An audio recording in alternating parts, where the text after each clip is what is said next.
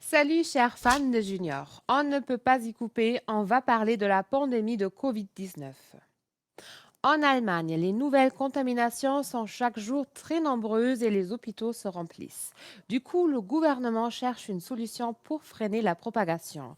Plus de restrictions pour les non-vaccinés, fermeture des restaurants, reconfinement ou même obligation de se faire vacciner, plusieurs pistes sont envisagées. Mais en Autriche et aux Pays-Bas, de nouvelles mesures ont été prises. Elles ont mis une petite partie de la population très en colère.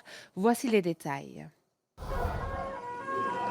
Ambiance électrique à Vienne, la capitale autrichienne. Ce week-end, des milliers de personnes, dont des militants d'extrême droite, sont descendus dans la rue pour protester contre le reconfinement et la vaccination obligatoire qui doit s'appliquer dès février prochain. Pour ces Autrichiens, cela va trop loin. On est contre les vaccins, contre le vaccin obligatoire. C'est la fin de la démocratie dans ce pays, tout simplement. Un avis que ne partagent pas les politiques et surtout les scientifiques. Pour eux, il faut tout faire pour soulager les hôpitaux, car les patients Covid sont de plus en plus nombreux, à tel point qu'il faut reporter des opérations pour des malades souffrant d'autres pathologies. Avec ce nouveau confinement, le gouvernement espère limiter les contaminations. Désormais, les Autrichiens ne peuvent sortir de chez eux que pour travailler, faire des courses indispensables ou aller chez le médecin. Aux Pays-Bas aussi, les mesures sanitaires se sont durcies. Ce n'est pas un confinement, mais les bars ferment plus tôt et bientôt, seules les personnes vaccinées pourront y accéder. Ces règles ont provoqué la colère de certains. Les manifestants ont jeté des pierres sur les policiers et brûlé des voitures et des motos, comme ici à Rotterdam.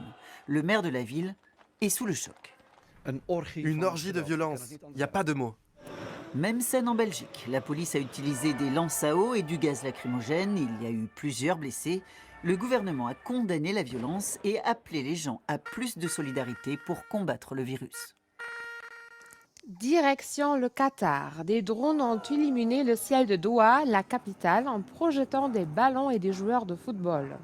Un an avant le début du mondial de football, le pays organisateur a lancé le compte à rebours final. Parmi les invités, des légendes du foot comme David Beckham. La Coupe du Monde au Qatar est très contestée car le pays ne respecte ni les droits de l'homme ni le droit du travail.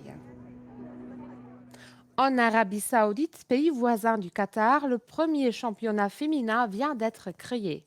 Un événement très important car pendant longtemps, les femmes n'ont pas eu le droit de jouer au foot. Elles dribblent, elles passent, elles tirent. Bref, elles sont heureuses, ces jeunes filles d'Arabie Saoudite. Dans ce pays islamique où les femmes ont très peu de droits, le football devient un passeport pour la liberté. Depuis 2018, les femmes ont le droit d'aller dans les stades.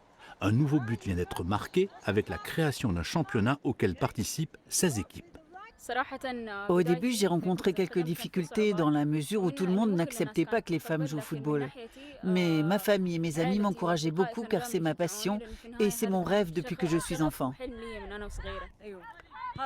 J'ai réalisé mon rêve, et même celui de mes parents, car ce sont eux qui m'ont le plus encouragé dans cette voie. Ils ont été les premiers à me soutenir, même quand l'école se plaignait parce que je jouais au foot aux heures où c'était interdit. L'Allemande Monika Stab est la sélectionneuse de l'équipe d'Arabie Saoudite. Pour elle, ces jeunes femmes ont un fort potentiel.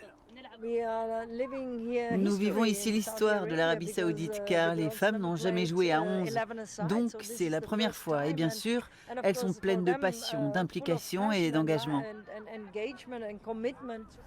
L'Arabie Saoudite est une dictature politique et religieuse où les droits de l'homme ne sont pas respectés. Les droits des femmes sont limités, mais petit à petit, les choses changent. L'équipe nationale féminine d'Arabie Saoudite est un symbole de cette révolution féministe en marche. Quand on joue au foot, il faut avoir un bon jeu de jambes. De quoi envier les araignées car elles bougent très vite avec leurs 8 pattes. Mathieu, âgé de 5 ans, s'intéresse beaucoup à ces bestioles. Il se demande, je le dis tout net, est-ce que les araignées font caca et à quoi ça ressemble? Voici la réponse. Alors oui, les araignées, comme les autres insectes, font pipi et caca. Mais elles font tout en même temps. En fait, tout comme nous les êtres humains, elles se nourrissent et sont donc bien obligées d'évacuer les déchets de leur organisme. La différence, c'est que la digestion de leur nourriture se fait à l'extérieur de leur corps. C'est-à-dire qu'elles injectent un liquide à l'intérieur de leur proie pour liquéfier ces dernières avant de les aspirer. En réalité, elles boivent plus qu'elles ne mangent pour produire finalement des petites gouttelettes blanchâtres de déchets. Ces gouttelettes sont évacuées par un seul trou situé à l'arrière du corps, un trou qui s'appelle, comme chez nous, l'anus. À noter que les araignées ne sont pas les seules à liquéfier leur proie avant de les déguster. Les punaises, par exemple, font pareil. Je me demande à quoi ressemble le caca de cette araignée gigantesque. Le corps de l'araignée Goliath mesure 12 cm. Ses pattes ont une envergure de 30 cm.